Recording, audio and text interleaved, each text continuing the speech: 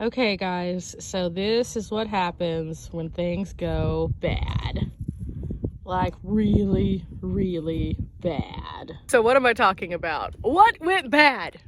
Well, on the road, lots of things can go bad. So today's video is about why you should check out all of the different things in your van regularly. I mean, it could save you from a disaster. So you're probably asking yourself, where did this come from? Well, this came from the Road Pro over here. What happened? Well, let me tell you a story.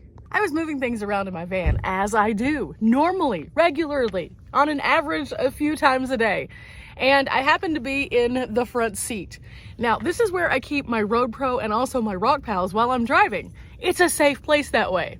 I had to move something. I went to the passenger side door. I opened it. The Road Pro fell on my foot and ankle. Oh, it hurt. I was hopping up and down like a crazy person, being very upset. And I didn't even think to check out what might have happened to the Road Pro. That was until the other night.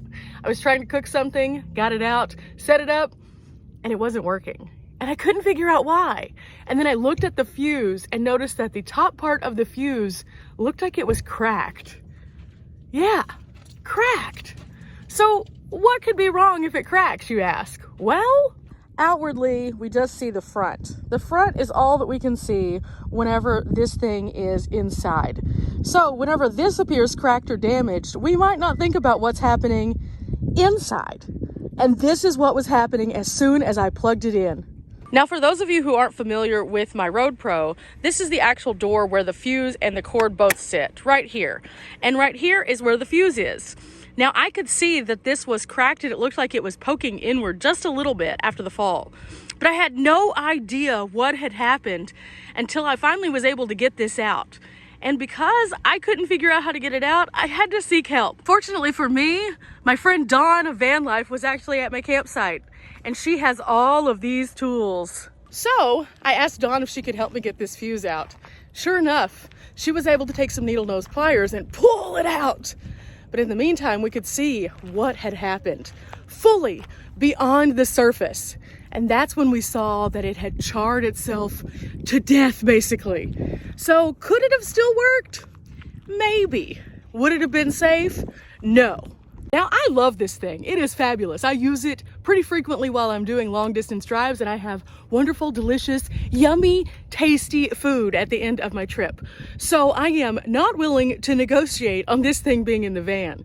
However, it just kind of brought me to the understanding that sometimes we need to check our devices a little bit better, because things like that do happen. When it fell, the impact of it actually hit that fuse and broke it. And if I wouldn't have looked at it, I would have never known that. And that is a scary, scary thought. But what other kind of devices do we have in our vans that need to be checked regularly? Let me show you. Power cords. We have lots and lots of power cords. Now, why do these need to be checked?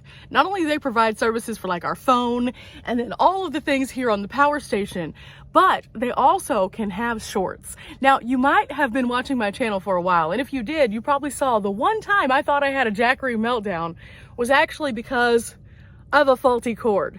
So checking our cords regularly to make sure there aren't any kind of disconnects or any like bulges or anything crazy or out of the norm, super, super important. Also, we need to check our power stations. Whenever you're powering your station up and down, you might notice that it will turn on and give you a percentage. And that might be as far as you look. But every so often you need to plug things into the different ports and just make sure that each one of the ports is working correctly. That's also super important. Lights. Always check your lights. Now, the lights typically are one of those things that if it turns on, we think it's good. However, you also need to trace your strands just to make sure you don't have any kind of loose hangout connectors, because what that can do is actually form some arcing between the lights if it punctures all the way through. And we don't want that, because that can put us at fire risk. Other things you might want to check more regularly are any kind of other cooking devices. For example, if you have a propane or butane stove, check the connectors. Make sure everything's clean. Make sure nothing is clogged up by taking cleaning wipes and cleaning every piece of it. Every so often, just do a really good deep clean. Nothing wrong with it, but it's going to keep your things functioning on a higher level and have less likelihood of any kind of problems. Now let's talk about your solar. Your solar itself should be checked super regularly. If you have mounted solar, you need to make sure that you're cleaning it off, checking for any kind of bubbling or any kind of disconnect within the brackets, things like that. No one wants solar to go blown off down the highway just because we forgot to check it every so often. Now, if you're like me and you have panels that actually sit outside, you also need to be checking those out. Let me show you. See how dirty these are right now? These definitely need to be cleaned up. You can see that inside of the little cells are tons of little dust particles. And those dust particles might not seem like a lot, but they can take your charging percentage from 90 down to 70. Trust me, this happens to me pretty frequently in dusty climates. That might not seem like a lot, but in the big picture of things, that can be all the difference in getting your battery fully charged in a day or only having a little bit of charge during the day. Okay, the panel itself, though, is not the only thing we need to check. We also need to be checking out the cords of our portable solar panels. And the reason we want to do this is not just to make sure that they're actually physically intact, but also we need to check our connector port to make sure there's no dust inside of it that could impair us from being able to charge, or worse yet, be a fire hazard later on. So what I do with these is I always dry dust these, and then I'll take a baby wipe and actually wipe down the cords also. So that's one of the things that I physically will be doing this afternoon at camp, checking out this a little bit more and trying to clean off some of this panel. Of course, then there's the normal things that you want to be checking. When you're at camp, this is a good time for you to check your tires. Make sure your tire pressure is good. Make sure that you have all of your fluids in your vehicle itself. Carry extras just in case. And then also, one of the things that I like to do, especially when I'm in the desert, is check my wiper blades. Sometimes whenever you're out in the dirt and dust, they can get pretty nasty. So I definitely recommend cleaning these off so that you can keep them fully functional and thus a little bit longer lasting. Now, what happens if these get too dusty and dirty and hot? They start to crack and they no longer are as good for you while going down the road when it comes to actually using them in a functional manner. While I'm checking, I also make sure to check all of my lights around camp. This is something super simple that if you do once every few weeks, you can make sure that you have everything in a full charge just in case you should need it. For example, I have not only this headlamp, but I also have these lights right here. And by checking them regularly, this just allows me to make sure that everything is good should I come across a moment where I need to bust these out. Additionally, I check my fans to make sure nothing is hung up inside of them that could impair them from working correctly. I go through all of the settings to make sure that they are fully charged.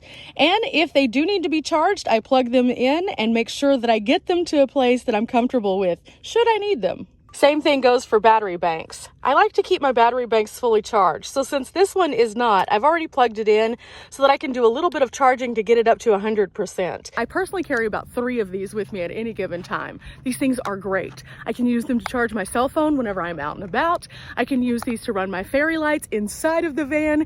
And I like these also because whenever I'm needing to charge my GoPro batteries, they actually have a USB connector, so it works out super great. I always like to have a little bit of extra power just in case. And in a worst case scenario moment where I'm stuck in really bad weather for a few days, if my power stations were all to go down, I still could at least keep my cell phone up just in case I need it for emergencies. So I highly recommend these kind of power blocks also. They're tiny, they don't take up much room, and they have a huge value. But again, maintaining them on a day like today, definitely on the list. So what happens when everything has been checked? Then we get to rest. We are good to go. We have prevented any kind of disaster from happening. We have done everything we can to make sure we are fully ready for anything that could come, whether it be in the van itself or inside the cab during a bad weather day. And all in all, we know that we could do all of those things while maintaining safety. I think that that's one of the big things. Now, the Road Pro is what started all of this. It started me thinking about all the different things that I should be checking more regularly, because something something like that. You know, it was just a little fall, guys. You wouldn't think about it, but one little fall can change the world of the way that you function in your van. Meaning, one tiny thing going wrong could have affected everything. If I wouldn't have caught that that fuse was burned out, then I could have tried to use that device and potentially put myself in harm's way. So that's why it's important to check anything that we have in the van and keep it maintained. Anyway, I hope this was helpful to you guys. I know that I just wanted to share kind of my new routine with you, and I hope that that inspires you to find your routine as well. We all want to be safe on the road, and these are some of the ways that we can do that. Until next time, guys, bye!